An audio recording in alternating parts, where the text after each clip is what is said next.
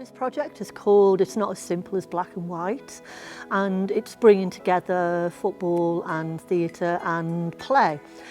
You know, for us the project is really important because we've seen racism really raise its ugly head over the last few years, and we really want to use this opportunity as a way of acknowledging that it exists, and then addressing racism. And we can only do that actually if we bring people together. So for me, what's brilliant about football and theatre, and the thing they have in common, is that they both have two halves.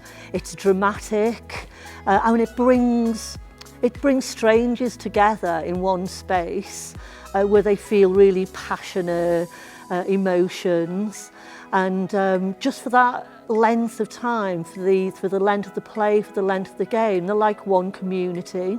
And I think as a society we've got something to learn from that actually when we all come together we can make a difference, and this project is about us coming together and making that difference. Well, in the workshops we do a series of games and they're quite fun, you know, it gets people relaxed, it gets people knowing each other.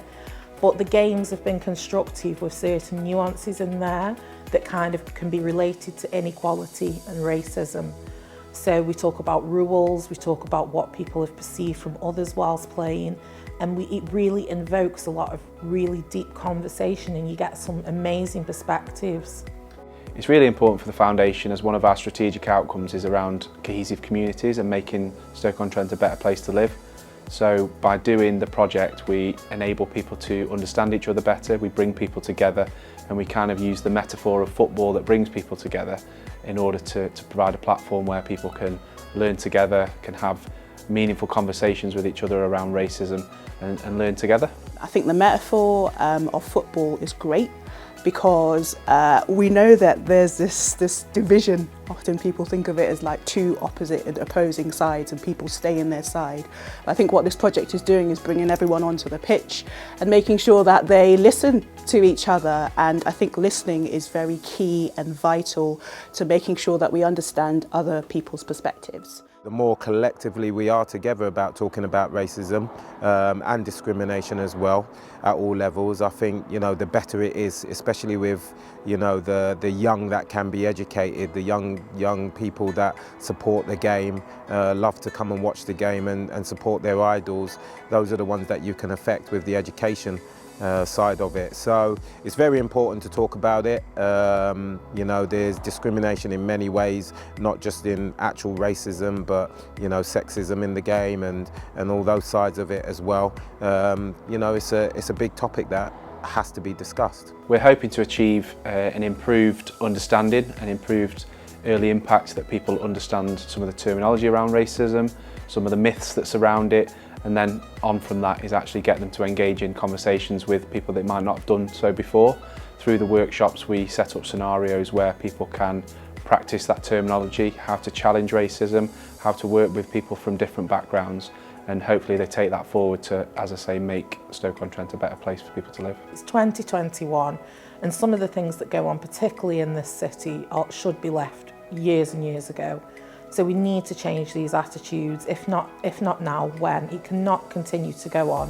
What we want to see is, you know, a generation coming up who racism is just a total and absolute faux pas. Racism needs to become totally socially unrewarding, and that's what we hope to do when we bring out like the more nefarious elements of it. This is people's real lives. Every day people experience racism. So I personally think it's very important for other people to understand and know about what's going on. You start to worry about your own children that are growing up, and will they still be having these same discussions in 20 years' time? We hope not.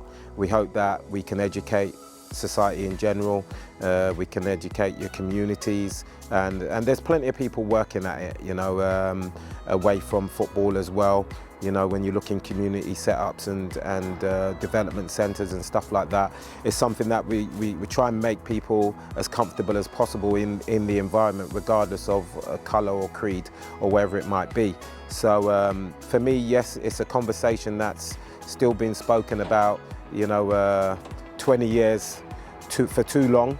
But at the same time, for me, it's just really important that we keep the message going. Everybody together collectively keeps the message going. I believe that racism is anti-British. I think that when we look at what British values are, there are people who believe that they hold British values but actually express really racist sentiment. And racism has no part in our society. And actually, it's everybody's responsibility to recognise it and stand up against it.